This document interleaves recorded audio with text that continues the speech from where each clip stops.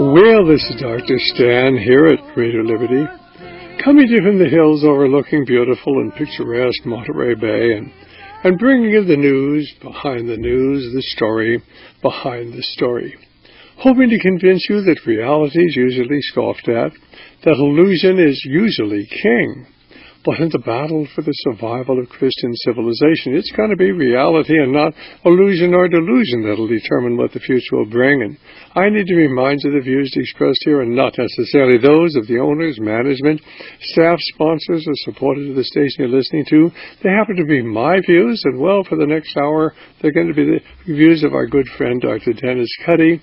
And Dr. Cuddy certainly has taught at the university level. He was in the Department of Education under the Reagan administration. He's been a consultant to industry, but in my estimation today, he is the finest researcher we have out there, looking into the background of what I call the invisible government or the Brotherhood of Darkness. Whatever you call it doesn't really matter. He calls them the power elite, and that is this small group of very wealthy and evil people energized by the dark side, who are certainly running both political parties and making mockery out of the electoral process in America. Dr. Cuddy, thanks very much for being with us. Thanks for having me. Well, so what are we going to be talking about today? Well, I'm just going to make a brief comment about particular events in the news, primarily Egypt. And then I'm going to finish up the news reviews column that I wrote that I was talking about last time. It's part two of one entitled The House of Orange, and then move on to the next one, which will be David Rockefeller and America's, quote, best interests, that is, as he sees it. So what we see today is this turmoil in Egypt, and President Obama just sort of wrings his hands and calls for restraint on the part of the Egyptian military and so forth and so on. But the turmoil basically continues and plays out. And somebody might say, well, golly, I thought President Obama was supporting the Muslim Brotherhood when they came to power after Hosni Mubarak was deposed. And how come this situation is happening then if President Obama supported the Brotherhood? How come the generals ousted their leader and has been arresting many of them, and the bloodshed and cracking down on Mohammed Morsi's supporters? What's going on here? But you have to remember that the principal operational tool of the power elite, as a matter of strategy over the centuries, is sort of they don't like any strong national leaders. That's why they didn't like Mossadegh and got him removed. They didn't like Nasser in Egypt. They got him removed. They didn't like what the Shah had been over many, many years, so it was time for him to go. They didn't like Gaddafi, even though they put him into power, and so it was time for him to go, and so on. And what they try to do is create a certain amount of tension. And that's why the British agents, even though they were supposed to be bringing about peace in Basra, Iraq, after the war, the American troops had most of the rest of the country, but the British had Basra. They had those two agents, British secret agents, dressed up like jihadists and create a lot of havoc. And when the Basra police arrested them and put them in jail, the British military came with tanks and knocked the jail walls down to retrieve their agents. And these were the agents who were actually out there killing people and doing everything they could to make people think it was some radical Islamists that were doing it. It was actually British agent provocateurs. This is the way things are really run behind the scenes. Whenever you see an act of violence, you don't know whether it's a real act of violence or it's all contrived, like the Twin Towers coming down. Watch them come down very carefully, and you'll see it's a controlled demolition. But go right ahead, Dennis. So what they've done over the years is created tension between Catholics and Protestants, within the Muslim world, between Sunnis and Shia, between Jews and Arabs. And it's very much like Lincoln Bloomfield said to Dean Rusk in his early 1960s report. There's a communist dynamic were greatly abated, the West would lose whatever incentive it has for world government. And because they're doing everything they can to create friction between the black and the white, and the Hispanic and the white in America. It's all part of the game, ladies and gentlemen, part of the game. Well, this is Dr. Stan here, and our guest this afternoon is Dr. Dennis Cuddy. Dr. Cuddy certainly has taught at the university level. He has been a consultant to industry. He was in the Reagan Department of Education there in Washington, D.C. for many years. But today he is certainly a researcher, and in my estimation, the finest researcher we have, who going into the background of the power elite that runs America. Now, people will always talk to you about the Democrats and the Republicans and the fact we're a democracy, and this is all simply as phony as a $3 bill. The same people control both political parties. Both political parties are pushing globalism. Both political parties want to increase spending. The Republicans just don't want to spend quite as much as the Democrats do. And nobody's pointing out, of course, that we're spending ourselves into oblivion. And very, very soon, the whole economic system is going to come crashing down and be replaced by a new one. But Dr. Cuddy said me today, you pick up the story. Yeah, and so although President Obama was supportive of the Muslim Brotherhood, replacing Morsi, in fact, in one of his early speeches, just 3 months into his administration in 2009, he said, "I wanted to be sure that at least 10 members of the Brotherhood are in attendance. Muslim Brotherhood are in attendance when I deliver this address." So he's very much supportive. So you say, well, how come he okayed the Egyptian military cracking down on the Brotherhood? Again, it's a matter of creating tension. They don't like a person like Nasser becoming too strong, or Mossadegh too strong, or Gaddafi too strong. Well, yeah, they want the Brotherhood in there because that's part of the plan. It's part of the secret Nazi plan. But they don't want them too strong. So this was an effort to tamp down the surging strength, the quick movement towards Sharia law that the Brotherhood appeared to be making. And I think it's so important for our listeners to understand, where did the Muslim Brotherhood came from? Well, basically, go up on your internet, you can check what I'm saying. It originated back in 1928 when British intelligence, MI6, formed the Muslim Brotherhood. They financed it ever since then. CIA picks this up after the Second World War. It's all covered in a book we carry called The Devil's Game. The best enemy American money could buy, the Muslim Brotherhood, which is the enemy, of course, and we've got to put them down on one hand, and yet we finance them with the other. Just exactly as we're fighting Al-Qaeda up there in Afghanistan, and we're financing Al-Qaeda in Syria, and most people sort of shake their heads and scratch their heads, and they don't understand it. It doesn't make any sense, and so they certainly go to television and watch the latest football game or baseball game or whatever it may be. Go right ahead, Dennis. Yes, the typical strategy, like in the Vietnam War, did the same thing. We're over there with... Hold that thought. We'll be back in just a moment here. Well, this is Dr. Stan, and Dr. Cuddy is simply pointing out how they play games with our minds. And certainly on one hand, we fight the Muslim Brotherhood. On the other hand, we fund the Muslim Brotherhood. On one hand, we fight Al-Qaeda. On the other hand, we fund Al-Qaeda. And people sort of scratch their heads, and they can't make any sense out of it. And that's because you're not supposed to. You're certainly not supposed to be thinking about what's really going on in the world today. And so basically then you go and turn on the television set and entertain yourself. Go right ahead, Dr. Cuddy. Yeah, and that's it's typical of their agents of the paralate, like Brzezinski. When he titled his book The Grand Chessboard, that's been a term that's been around for centuries, actually. And that's the way they look at things. It's like a chess game. And in a chess game, you'll have what's called feints, meaning you try to make your opponent appear that you're going in one direction, but you really are luring him into a trap. They do this sort of stuff all the time. And that's why Brzezinski, in that book, The Grand Chessboard, was talking about Caspian oil and Eurasian oil, and whoever has control of that is part of the Grand Chessboard will get the upper hand. And he says, of course, there would be a Muslim reaction to our sticking our nose in there and doing things. But then he uses the word that we can manipulate the situation. And that's the way they look at it. They look at this like a chess game, like you could say in chess a maneuver. Well, he just simply uses the word manipulate because it's very similar, and that's what he's doing with people. You outmaneuver your military enemy, right? Or you manipulate the situation. It's the same sort of thing. They'll manipulate situations. It's the same as part of their strategy of maneuver. They used to use that as a military. We're going to outmaneuver, we'll outflank them. They use all those military terms. But he simply, when he says manipulate, he means the same thing. We'll manipulate people so that they think we're doing one thing, but we're really doing it goes back to the 50s with that notable Gamal Abdul Nasser quote where he says, "You basically," it's a paraphrase. He says, "You Americans don't make simple, stupid mistakes. You make complicated, stupid mistakes, which makes us wonder about your ulterior motive." And he was very bright. I mean, he was correct to say that. He had a fair amount of experience. And he would know, right? Because, as I put, and in some of the other works on the time, Nasser came to power with the help of 100 Nazis.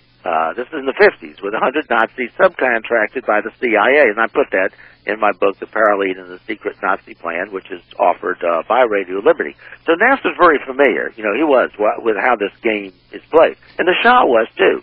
So when the Shah is getting tossed out of power in the late 70s, he tells his wife, he said, "You know, I know the CIA is behind this. I mean, after all, they put me in. You know, in 1953, they got rid of Mossadegh, put me in. So, you know, I know what they do. He was very familiar.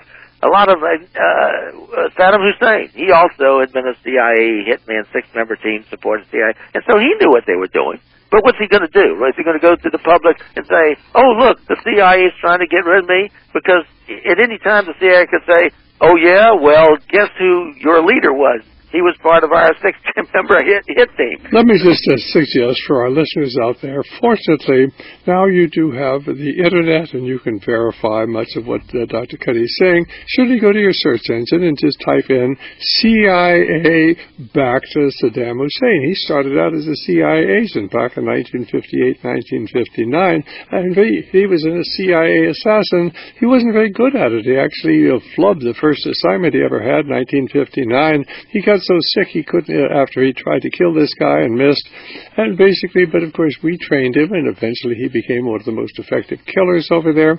But if you look up the background of Saddam Hussein and the CIA, you'll find out we trained him, we put him in power in 1979, and of course then of course we backed him all during the 1980s in his war with Iran. But of course the average American can't understand why we'd be financing our enemies. Go ahead. Yeah, he was supposed to kill. He was one of 6 members of a team that was supposed to kill the prime minister of Iraq at the time. And you know, we actually support these killers. They sort of do the CIA's dirty work for them in terms of internal activities.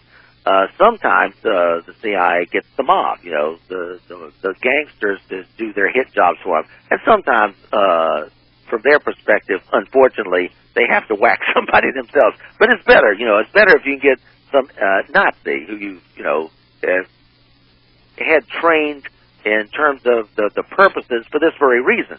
I put that again in my Secret Nazi Plan book, where you have a particular operation, whether it's Operation Bedman or something else, and it's approved. I mean, it's approved by some sort of military panel. Yeah, let's get these Nazis, and you know, we'll have them over wherever, Iran or you know, Turkey or somewhere, and you know, they'll go kill somebody for us. So we don't have to get our hands dirty that way. See, so yes, it's a really. That's why Brzezinski says the Grand Chessboard. It's maneuvers. You have the front line, the pawns. You know, you got the pawns. They're expendable. See, that's the way to look at people. You're expendable, including CIA agents. I mentioned before how once or twice somebody asked me, in fact, the CIA former quote-unquote CIA covert agent told me, "Hey, why don't you go up, Dennis, and talk to the boys at Langley?" I said, "I don't think so." Because that's what you are. You're expendable for the greater good of the mission. They'll put a plaque on the wall to you, "Old Cuddy, he was a nice guy, and now, you know, what's for lunch?" That sort of thing. And that's your life. That's your life. You're a pawn. You're expendable. And then they have their rooks or, you know, castles, whatever you want to call them, either one. And then they have the knights, right? The knights and the queen and the king. And it's a chessboard. That's why Brzezinski gave that title to his book. And that's the way he looks at things. And that's how he advises Obama. In terms of this whole thing with Egypt and all that, his chessboard maneuver there. See, when he said the Grand Chessboard, he wasn't talking about just the Caspian area. He was talking about the world. Okay, so when you have a chess game, you concentrate on a particular part of the board. Let's say the right part and your knights and all that, and what they're doing over there. And look at that like the Caspian area, you know, Eurasia. But then you might have the central part of the board, and that would be the Middle East, right? And so now his game, his chessboard, is moved somewhat. I mean, they're constantly looking at the whole board, right? I mean, the ultimate plan involves the whole board and the next move and the next move and the next move and the next move in advance. You have to go down the road, you know, anticipate what your opponent's going to do like 4, 5, 6 moves from now. And to do that, you have to have an effective view of the whole board. But at any given moment, you're playing a particular part of the board. And so the Middle East in all of this is, let's say, the middle part of the board.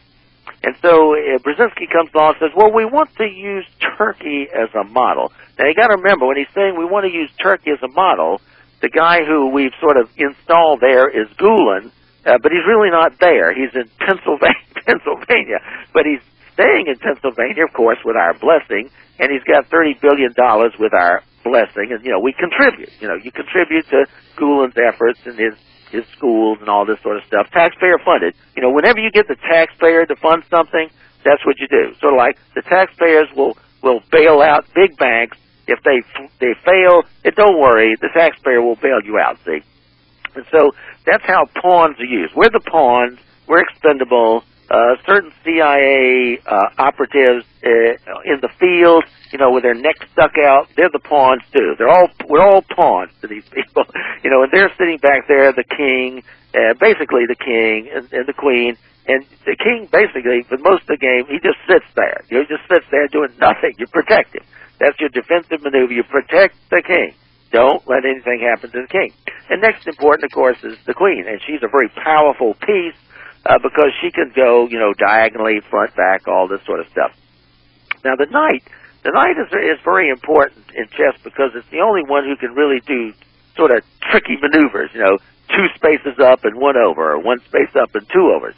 And so that's where you get your sharp angles, right? So each of these, as far as the Brzezinski is concerned, has its own role to play, its own role in this chessboard, the chess game. And so you put that together. The whole board is your game, but you operate at any given time in a particular area. And have you noticed how often, not all the time, but often in the world, there's a sort of flashpoint going on? You know, it's like, oh, look, the Middle East. Oh, look, Egypt. Have you noticed how rarely do 2 or 3 things, it does happen. It does happen for a particular purpose. But most often, these things happen in turn. Have you noticed that? It's not like 4 different places around the world are blowing up simultaneously. Have you noticed that? Don't you think that's coincidental? I mean, they're all going to blow up, but they don't happen at the same time. That's the chess game. You operate your chessboard at a particular point at any given time, although you're looking at the whole world. And then, you know, you may maneuver around the central part of the board, and then you go back, you know, to the right side where the Caspian oil is. Or you might go to the left side in, say, Africa, where Boko Haram is messing up things, blowing up mosques and so forth in Africa. And then you go to another part of the board like that's why they call it that. So look at all of this, the power elite, and how they operate in terms of this chessboard, which Brzezinski refers to. And you can actually sort of identify the pieces as they're being moved. You know, the bishops move diagonally. Bishops move diagonally, so they cut across. They cut across everything. And this would be your religious leaders, right? Bishop. They don't call him a bishop for nothing, right? So bishop's got a purpose. And they diagonally slice across the field. And so that's where they would look at things from a religious perspective. How can we use the religion of Islam to slice across an area? Or how can we use, you know, the Protestants against the Catholics to slice across a whole area? Hold that thought, Dr. Cuddy, and basically, ladies and gentlemen, there's massive demonstrations in Saudi Arabia. You're not hearing about it. Massive demonstrations in Turkey. You're not hearing about it. Certainly, of course, you're hearing about what's going on. Certainly in Egypt today, remember, of course, we toppled Mubarak, and then, of course, we installed Morsi. I remember the Muslim Brotherhood, and then we replaced Morsi, and we're backing the generals to replace Morsi. Morsi was elected democratically. I mean, after all, we're in favor of democracy, or are we? Is this all a mirage? Is everything a mirage? And millions of people are going to die as a result of this, and the coming war, which is that whole area, is going to break loose into a terrible war in the not-too-distant future. And, of course, the blood will be on the hands of the American people. Dr. Cuddy, you go right ahead.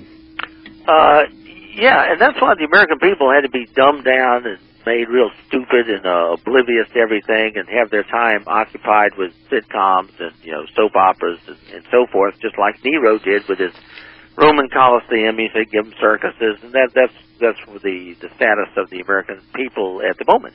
And it's been going on a long time, and the American people, every once in a while, we get ginned up, and very righteous and pious about, oh, we are truly moral people, and oh, yes, we are defenders of liberty and all.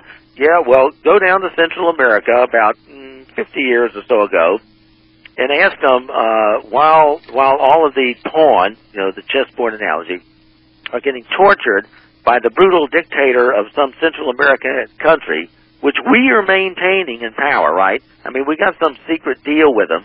So we maintain the horrible military dictator in power, and he goes and brutalizes all the peasants around him, right? Throws them in prison, tortures them, gets no food, beats them up, they die, and so forth. While we're over here saying, oh, what a good boy am I. The old nursery rhyme. He put in his thumb, and he pulled out a plum, and said, what a good boy am I. All the time, we're funding, keeping the dictator in Central America in power so he can brutalize his people. And so the communists can then come in. Remember the communist dynamic? If the communist dynamic were greatly abated, the West would. So the communists come in and say, oh, look at that brutal dictator. Look, you peasants, who is supporting him? It's the evil, ugly American, the book title, Ugly American. And the peasants say, oh, the evil, ugly American. And to a certain extent, we are. I mean, we literally were supporting those people who were brutalizing. I mean, Castro is a communist, okay, and he's brutalizing. They all brutalize. But prior to Castro, you really did have Central American dictators who were brutalizing their people with our blessing and our money. so these apparently doesn't care diddly about left, right, communists, Nazis. They don't care. It's all a chessboard, and they manipulate people, like Brzezinski said, in order to gain power. And one of their tools is they don't want anybody to become too strong. They didn't want the Muslims. They didn't want Morsi to become too strong, too fast. And they didn't want Nixon. See, the reason Nixon had to go, well, there were several reasons. They wanted to get Nelson Rockefeller and so forth. But Nixon started to get a little uppity. He started to get a little, independent. And that was a no-no. They didn't like that. So Richard had to go. And that whole thing, there's been an interview Dr. Stan did with a fellow who's really directly knowledgeable about how that whole Watergate thing was staged. It wasn't some stupid act they did when they pasted, that tape over the door so the policeman comes along and says, oh, look, a door. Maybe somebody's in there. And then, it's removed. Then, sure enough, again, the door, like whoever taped it originally, so they could get in and out, didn't notice that the first tape was missing, so they tape it again. When it's all a sham. It was the policeman found he was waiting around the corner, a couple of blocks. So in advance, he knew they were coming. So, there was an interview Dr. Stan had with a person directly knowledgeable about that, but you're not hearing that from the mainstream media. So it's all staged to, have what happened happen. And so, I mean, can you believe that Butterfield sat there reluctantly say, well, yes, we are taping the Oval Office, and everybody's shocked. They're shocked, like Casablanca. I am shocked, that they're doing this. And so, hold that thought, Dr. Cuddy. We'll be back here in just a moment here. Well, this is Dr. Stan. Our guest is Dr. Dennis Cuddy, and basically, of course, right now, you, of course, remember that, we've talked about the CIA and NSA are taping all of our telephone calls, but they were taping the Oval Office. Remember when the Nixon Watergate tapes, and basically Nixon was well aware of the fact that they were listening to everything he said in the Oval Office, and he would actually try to suddenly delete those tapes so that people would not know what he was saying, but they were watching him just as well. And of course, when he got a little uppity, why, of course, then we had the Watergate scandal, and they got rid of Richard Nixon. Go right ahead, Dr. Cuddy. Yeah, and we're supposed to also believe that given the taping and listening in the Oval Office, we're supposed to believe, and this shows you just how really stupid the American public has become. So you go forward about 20 years, and there's Bill Clinton, right? And he's not an idiot. He really isn't. I mean, yeah, we all have our opinion of him, but he's not, some blithering idiot. And so we're supposed to believe that this little girl just sort of comes in there one day, smiling, and says, "Hey, Bill, I got a cigar for you." And they're doing their thing right there in the Oval Office. And gee, I guess Bill thinks what? They're no longer listening and taping. They don't hear any of this in this conversation. And he apparently doesn't ask himself, I wonder who this girl is just coming into the Oval Office and seducing. He has no thoughts that, gee, I wonder if she's a foreign agent. And basically, of course, the most amazing thing is anybody asks why Monica Lewinsky would have a soiled dress and keep it hanging in her closet and never get it cleaned. I mean, most girls, if they have a beautiful dress, want to get it cleaned, but not this one had Bill Clinton's DNA on it. And basically, Monica Lewinsky was a plant from the very beginning. This whole thing was staged so they could control Bill Clinton. And he was naive enough to go along with it. Go right ahead. Well, he was in a certain way, he was naive enough. My sense is he was a CIA operative way back, even from his college days and the Rhodes Scholar and taking the side trip to Moscow. And when he blurted out when they asked him about the MENA drug operations in the country, he said, "Oh, well, that wasn't mine. That was a federal operation." I mean, it's not like he didn't know about it, right? So these guys, it's like somebody was asking me the other day, why do these people do this? And I said, well, because they're basically bought and are going along with it at an early stage. And he said, what do you mean? I said, well, look at Dulles. Dulles, back in the time he was with the Inquiry Group with Colonel House over in Paris, he was a young fellow, he and his brother just starting out. And basically, the paralegal got this woman. They always get this woman with these guys. These guys, they never learn. They never learn. And so this woman just happens to meet him, and basically she blackmails him, right? So he's pretty much he's bought. He's going to do whatever they say. Now, of course, there's the carrot and the stick. They say, by the way, Mr. Dulles, we've got the goods on you with this woman we planted, and she can do a lot of damage to you. However, if you do what we say, and of course he's, getting embarrassed and saying, oh my goodness. However, they always give you the carrot. They say, however, if you do go along with what we say, you will become fabulously wealthy. I mean, you will have a really, really great life. You'll be very powerful, and, it'll be nice. It'll be nice. And so they say, okay.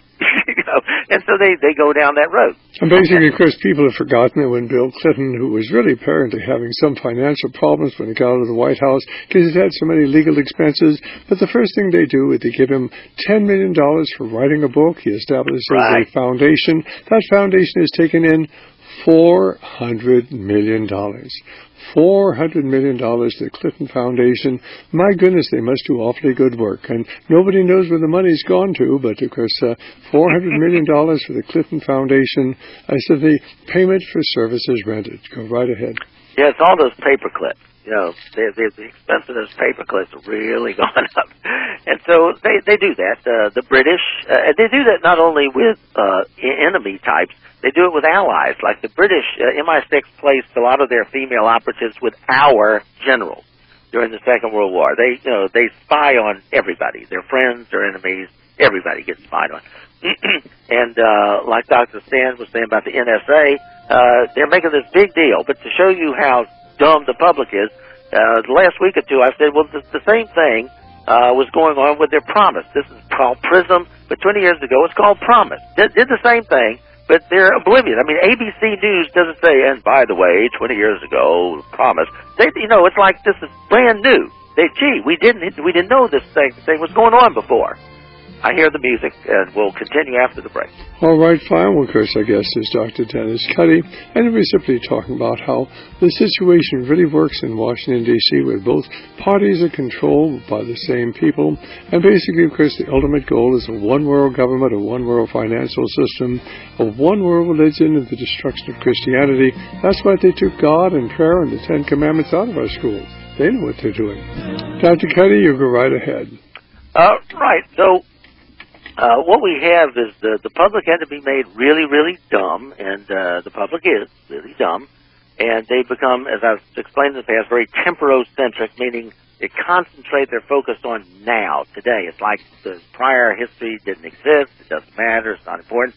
That's why they had to get rid of history. You know, don't teach the children history because, you know, dead old white men, that sort of stuff.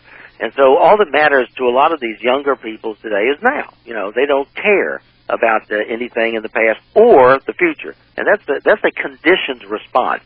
Ordinarily you do, right? For years, I mean, when I was growing up, we cared about, you know, what had happened in the past. We learned the history, we learned music from the past, all this stuff, and we were looking towards the future. Now, let's have a plan, you know, what I'm going to do, my education for my life, and here's my life goal, and I hope to be a whatever by the age of 40 and all this sort of stuff. They don't do that. They don't do that now. You know, it's right now today, and they're rationalized like, well, the world is quickly changing, so who knows what the world's going to be like in 20 years, so who cares, right? So live today. Epicureanism rules, you know, live, drink, and be merry, for tomorrow you may die. This ancient Greek philosophy is back with us.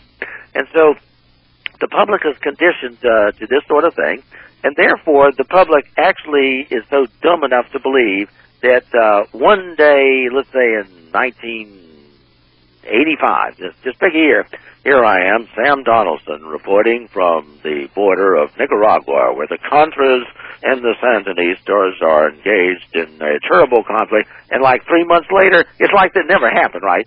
Here I am, Sam Donaldson, reporting from the border of Iran, and so, you know, it's like Nicaragua and the whole big conflict that they had to go to the spot to broadcast this news. It just, you know, it went away for some reason. Of course, it doesn't go away, but that's the nature of the chessboard. You know, you play a particular part of the board at any given time. And that's why I mentioned American citizens should be really curious as to how these things happen in sequence in different places, but usually, not always, but usually never simultaneously. It's not like Nicaragua is blowing up at the same time as Boko Haram is, you know, creating havoc in Central Africa, at the same time that Syria is under attack, at the same time that Vietnam... Hold that thought. We'll be right back here. Well, this is Dr. Stan, and Dr. Cuddy is certainly talking about the confusion all over the world, but it's all part of the great chessboard. And if you haven't read Zbigniew Brzezinski's book, The Grand Chessboard, it's an important part. He lays it out, how everything is manipulated, everything is controlled. And ladies and gentlemen, there's a small little group of very wealthy and powerful people, Zbigniew Brzezinski being part of that. In fact, he's the man who organized the Trilateral Commission for David Rockefeller, this organization. Well, how significant are they? Between 1977 and the year 2009, every president and or vice president of the United States came from the organization.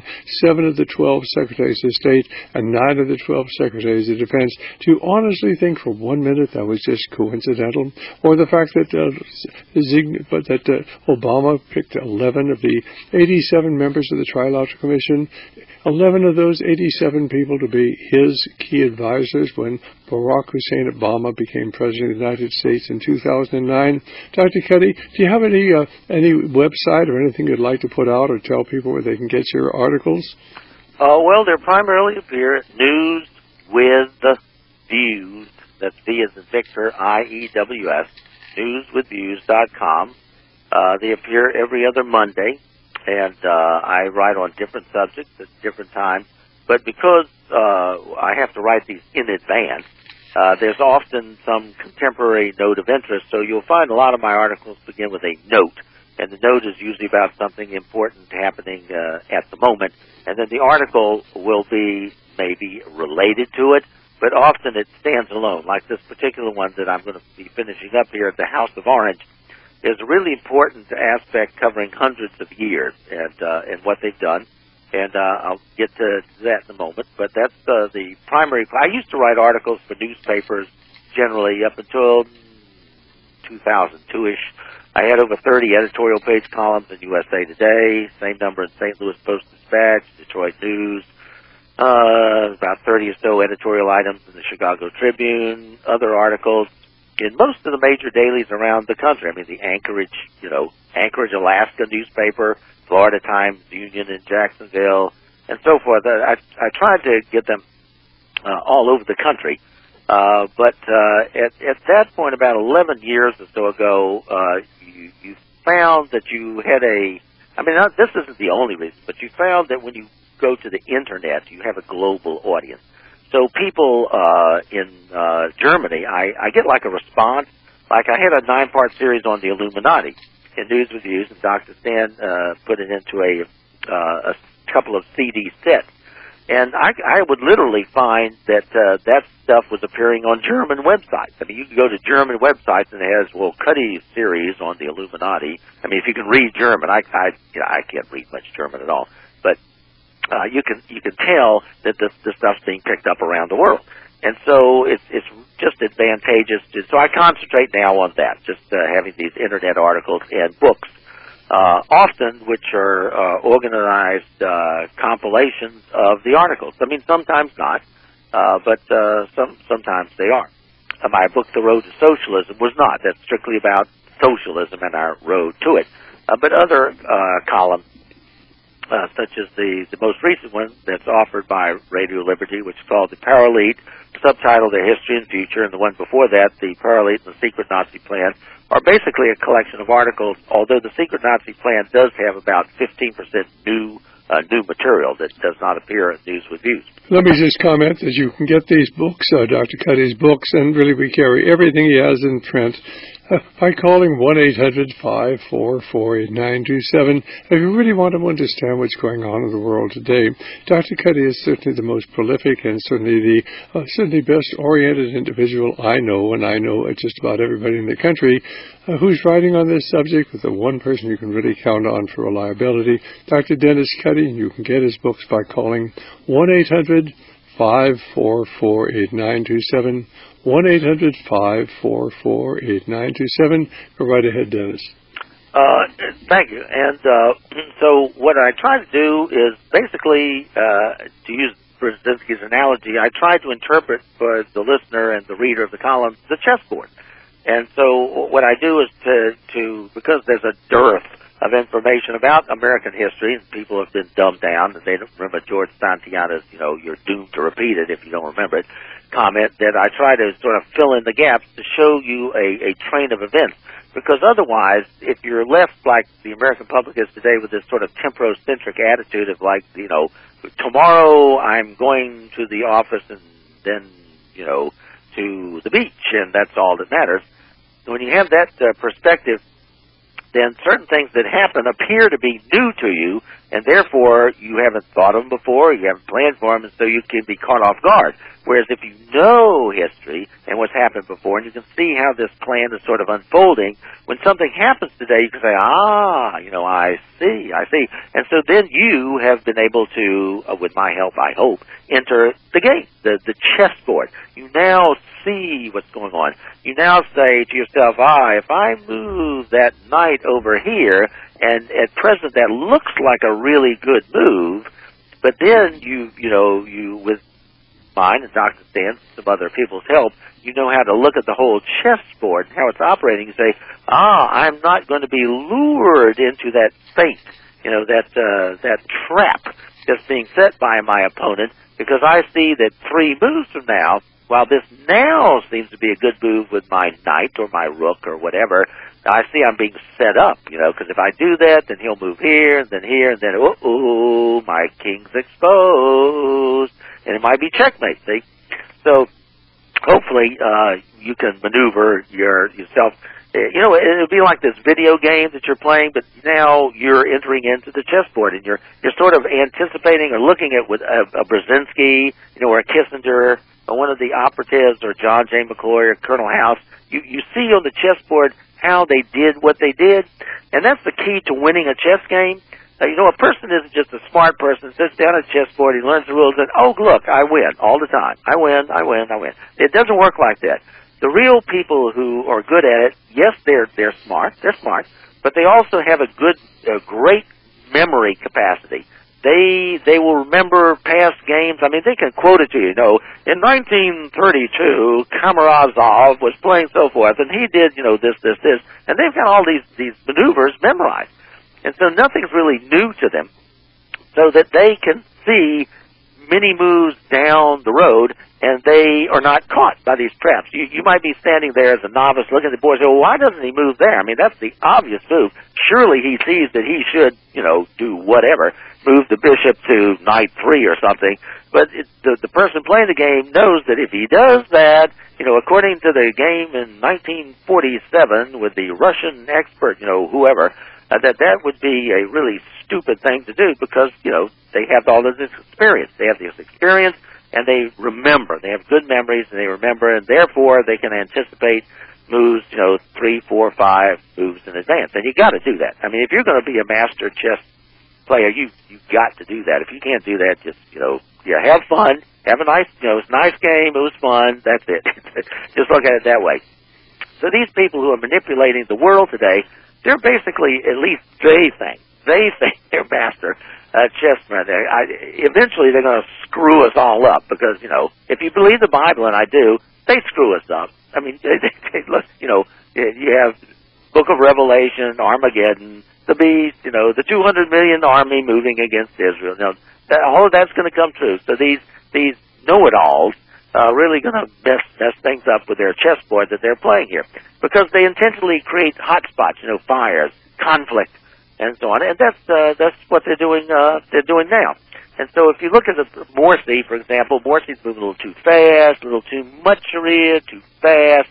And the reason is you have to condition a public.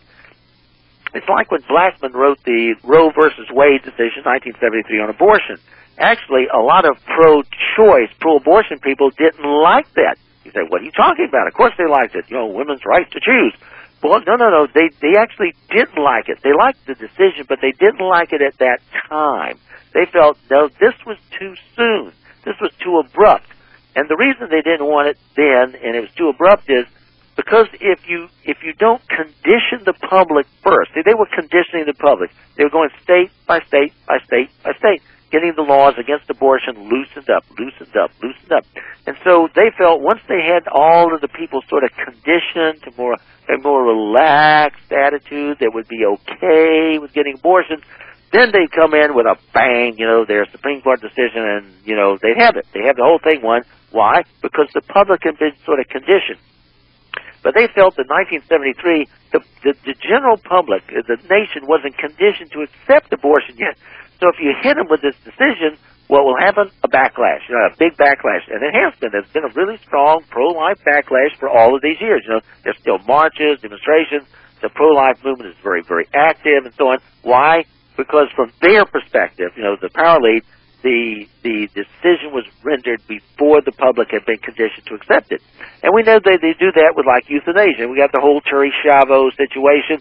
She wasn't the worst. She wasn't the first. But the public was conditioned. And so they had a psychological probe, as I call it. They said, okay, it's time to make an issue of this, so let's make a big deal over Terri Schiavo. And that's why she, was the big issue, because they knew that they had conditioned the public to say, oh, me, golly shucks, isn't that a shame, but do nothing. Do nothing. So I've mentioned this before. We could have done all kinds of things to prevent that.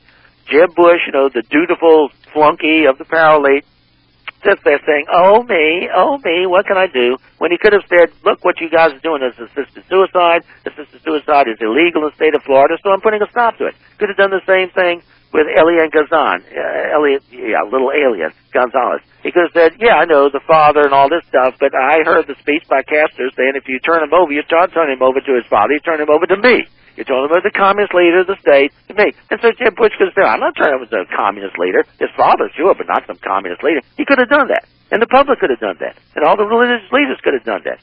And the president could have done that. But everybody says, oh, me, what can we do? Oh, me. And so little alien goes back, and he becomes a big PR guy for Castro.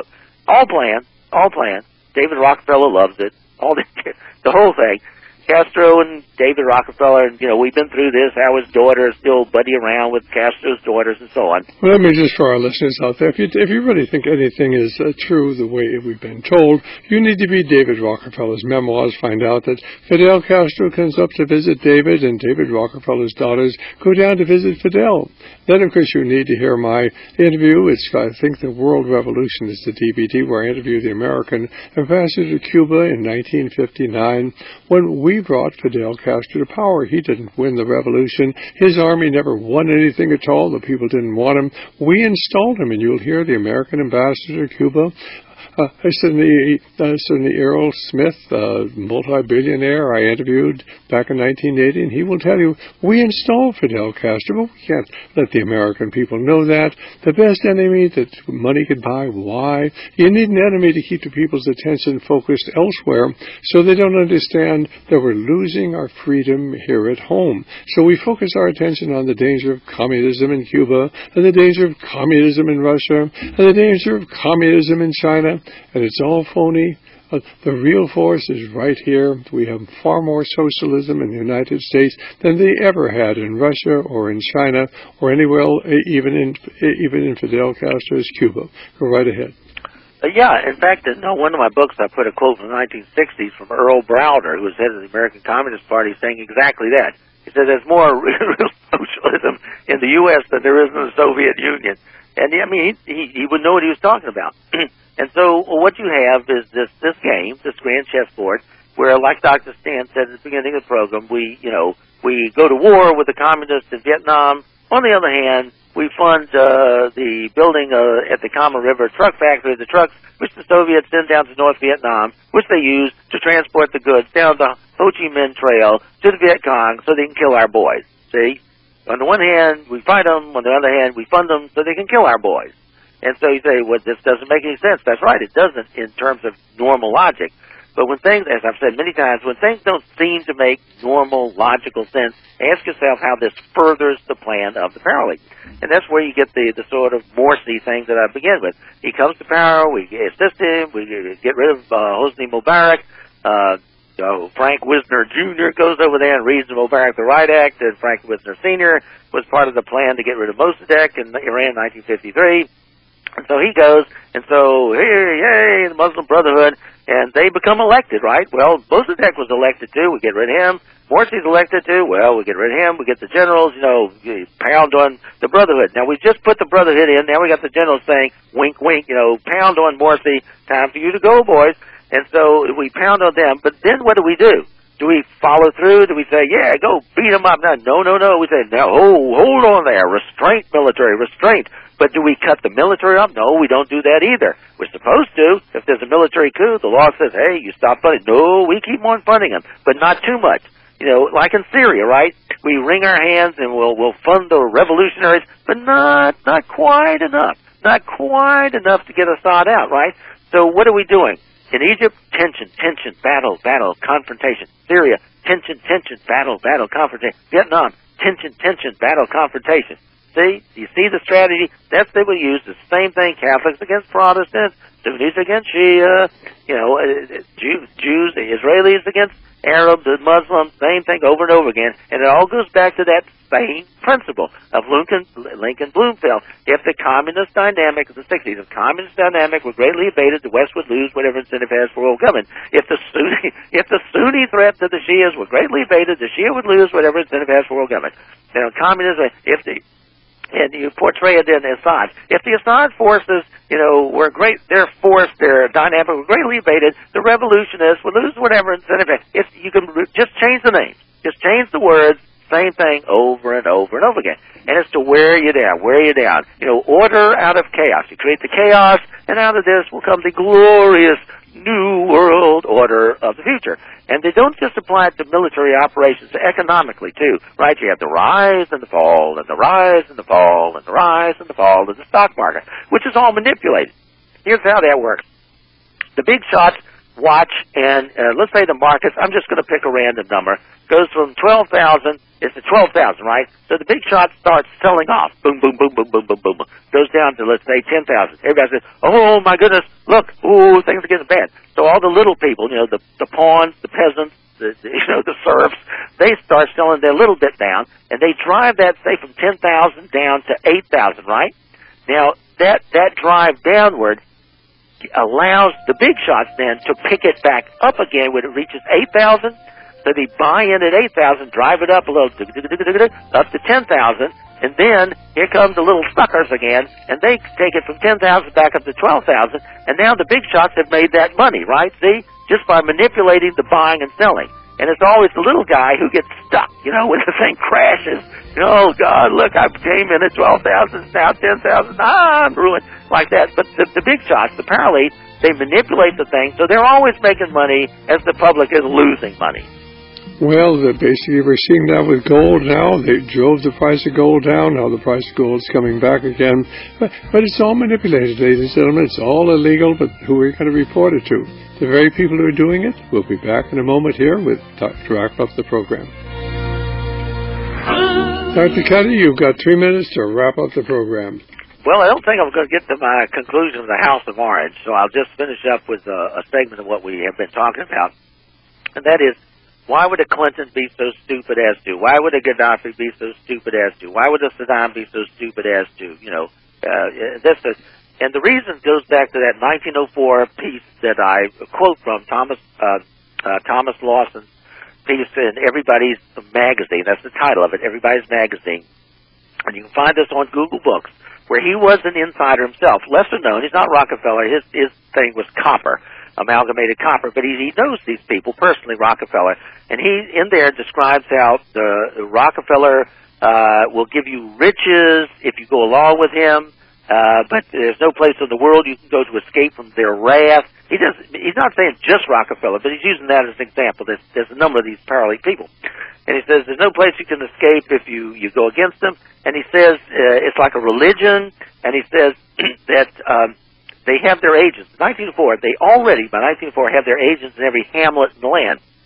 That means not just New York City, not just Detroit, not just Tupelo, but, you know, Podunk City, you know, Kansas, or somewhere. Hamlet, teensy-weensy. Their agents are already there. What are they doing? They're looking for the potential Bill Clinton, or this Governor Hunt, who I've been mentioning in the House of Orange. They're looking for overseas for the young Gaddafi, the young Saddam. And they get them involved. They hand, you know, riches. You will be wealthy. You will be taken care of. They'll tell Clinton, you will be protected. You know, you can have, you know, all the women you want. Don't worry about it. You do what we say. Doors will be open to you. It'll be a fabulous future. And they tell this to all of these people. And so the young person, Dulles, you know, they go along with this. Of course, all the time, the paralead is they're sort of selling their future lives and everything to these people because now they control them. And so by the time they fund them and get them to be mayor and state senator and U.S. senator, by the time they get up high, they're pretty well bought. And so they're going to do whatever the paralead tells them to do. And so that's how they control them, and that's how these people get in a position of real power. So they think they're invincible, but all the time, you know, staring over their shoulder, like the Shah said, they put me in 1953, and here we are in 79, and the CIA is taking me out. I mean, he knew. These guys know. But they go along with it because when they're young, they've been identified by the Rockefeller agents and so forth, and they're offered, you know, a deal, and they accept the deal, and they're given all kinds of goodies. And then when the time comes, they go bye-bye. We're out of time, Dennis. God bless. We'll talk to you again next week. Thanks so very much. Okay, thanks for having me. Well, this is Dr. Stan, and certainly Dr. Cuddy is certainly talking about how they control our political leaders. You're certainly fortunate that you can go to your search engine and look up the Clinton Foundation. They found a foundation after Bill Clinton got out of the White House, and he was having some financial problems, but they gave him $10 million to write a book. And then, of course, they gave Hillary, I think, $8 million to write a book. And then they found a foundation, and that foundation has actually taken in over $400 million. Nobody knows quite where the money has gone, but I will tell you that Bill Clinton is one of the finest politicians that money could buy. And basically, he's been very well rewarded for his treachery. This is the way the world really works. But what's really behind this? Well, you need, of course, to get my book, Brotherhood of Darkness. You can get it by calling 1-800-544-8927. 1-800-544-8927. Let me suggest my talk on Agenda 21, the Covert Plan, my talk on Population Control, the Secret Agenda, and there's so many DVDs we have out there, but you can get them by these two that I mentioned, and in my book, Brotherhood of Darkness, by calling 1-800 1-800-544-8927. 1-800-544-8927. But go to our webpage, radioliberty.com, and look at all the 4-tape sets. We've got a great new 4-CD set on the last pope. That's the last pope, and you must understand that we are seeing the unfolding of spiritual history right before our eyes, and basically you'll certainly want to get that 4-CD set on the last pope. Who is Pope Francis? What part will he play in the unfolding of events in the coming weeks and months before us? Well, certainly we do hope, of course, if you're in a position to support the Radio Liberty family of supporters, you'll give a serious consideration to joining the Radio Liberty family and helping us as we finance our over 50 radio stations. We're somewhere every single week while we're getting the truth out, and people are hearing the truth, and more people are becoming aware of what's happening. Remember that you can certainly listen to our radio programs 4 hours a day at radioliberty.com. That's radioliberty.com. It's there on the internet. And basically, of course, we hope that you'll tell others, encourage them to listen to our programs, because this is how we're reaching people increasingly all across America. That's how all of us who are involved in this spiritual battle are reaching people, and people are becoming aware, like we've never seen this before. Certainly in the last hour, why we said that we had open lines the last 30 minutes, and basically I think we had 6 or 7 callers. We had to let a couple of them stay behind. We just couldn't get to them. People are out there. They know there's something wrong. They're looking for answers, and we have the answers. We have the people. Some of the smartest people in the country are with us regularly here at Radio Liberty. So go to our webpage, radioliberty.com, where you can listen to our radio programs, or you can read our newsletters going back almost, better part of 20 years. But of course, more recently, there are letters written by William Grigg.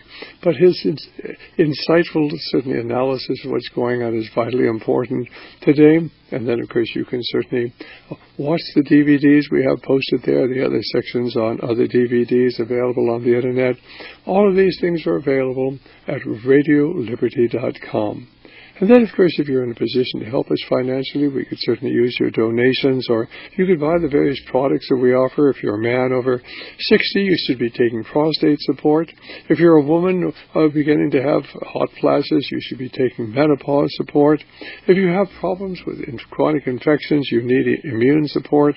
We carry magnesium, we carry vitamin D3, we carry certainly iodine, so many of the things that most people should be taking for their health. If you'd like a list of the health products that we carry, and they're put out by a very responsible company, probably one of the largest in the nation, a Christian nation, but they come out under our banner, Radio Liberty. Give us a call if you'd like the list at 1-800-544-8927, or if you'd like to get a catalog, well, we'd be glad to send it to you. 1-800-544-8927, but we ask you to pray for America. We ask you to pray for our leaders and our ministers, but please pray for Radio Liberty, our provision and protection. 1-800-544-8927.